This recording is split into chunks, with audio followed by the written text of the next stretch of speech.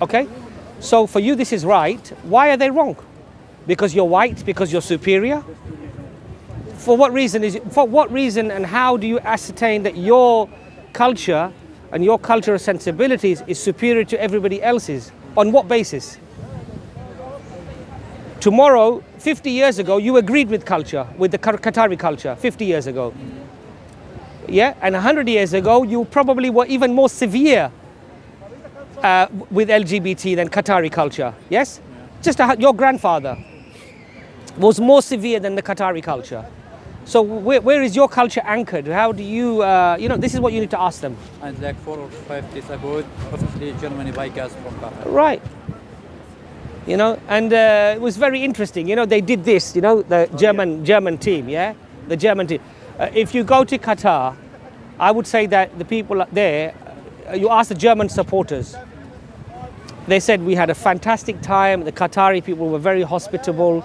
They had a wonderful time there, yes? And it was safer, the women are saying that it's safer here than in Germany or in England. When after the drinks, the people, they touch them and do all sorts of horrible things, yeah? Over there, people are very respectful. So they really don't have a leg to stand on. You know what it is, brother? They're hypocrites. They talk about the rights of a woman not to wear a scarf, okay? And they say, oh, you should not force the woman. But it's okay to bomb her.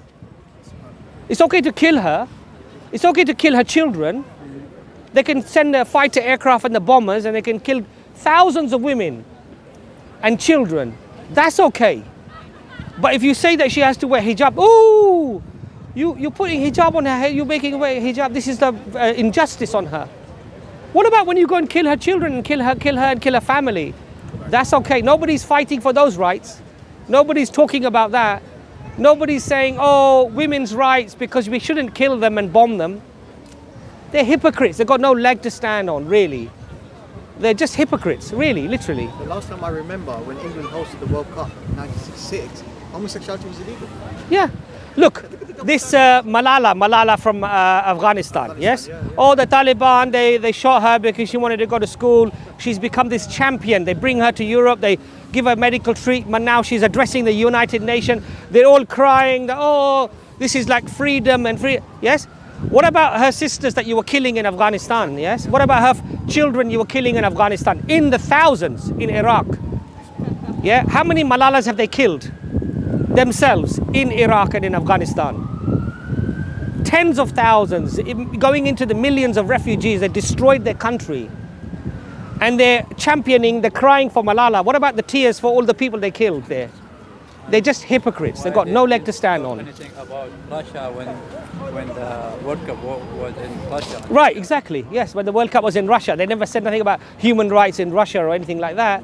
Yeah, they're just hypocrites. They've got no leg to stand. Look, I'm not saying that you shouldn't call out any oppression anywhere in the world. If somebody is being oppressed, yes, you have to call it out. But if you only call out some oppression, and you yourself are a zalim, you create zulm in the world, you're killing millions of people. Your World Bank, the IMF, are starving people around the world, right? Because of your economic benefit. Yeah, you have economic hitmen.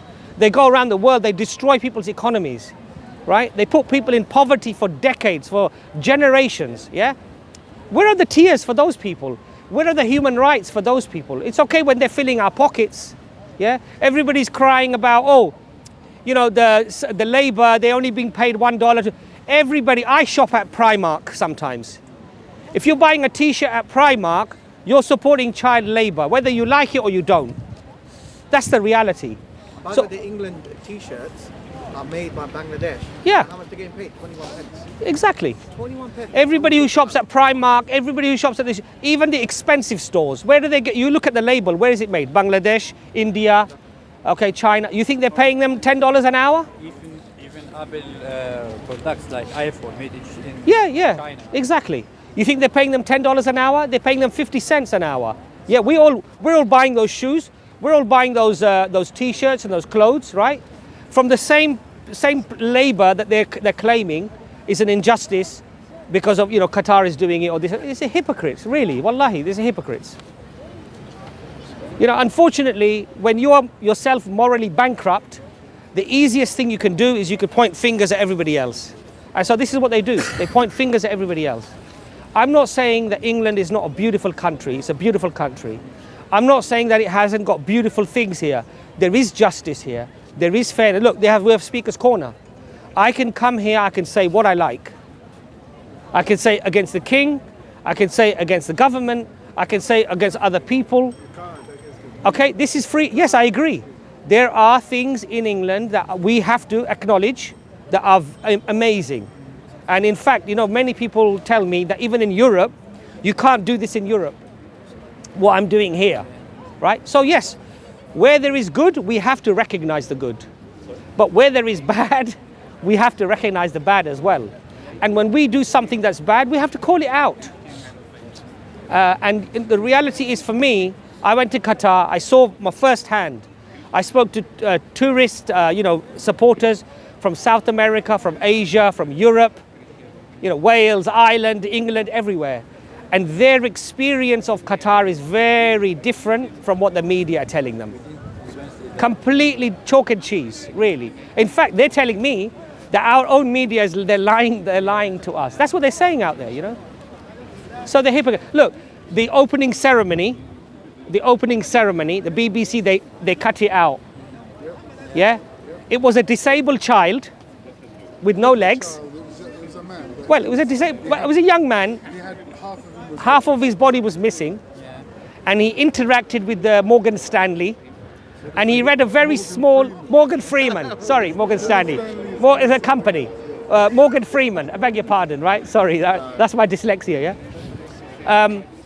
What did they do? They edited that part out. They didn't want to show the people that. Why? Why? Because one verse of the Quran, why? Because they're threatened. They don't want positive aspects of Islam to be promoted around the world because they want to create this illusion, Muslims being backward, being unsophisticated, uneducated, and that Islam has nothing to offer. But the societies here are disintegrating. The society in Western Europe and in America are disintegrating. Why? Because materialism is the God. The new God is materialism. And the drink and the drugs are ruining society. And Islam is the only religion that has a solution for stability, for cohesion, and to solve the problems of society that we have today. Only Islam. And they don't want this. But look at the beauty. The more they struggle to try to defame Islam, the more Islam is growing. The more they try to oppress it and suppress it, the more Islam is growing. And it's growing within the educated people, the young people around 27 years old, and 72% of the converts to Islam are women. But aren't you mixing religion with politics? Because How? Come forward. What's your name, brother? I'm Afonso. Very nice to meet you. What's your name? Afonso. Alphonse? Yes. Where are you from, sir? I am from Lisbon. Lisbon.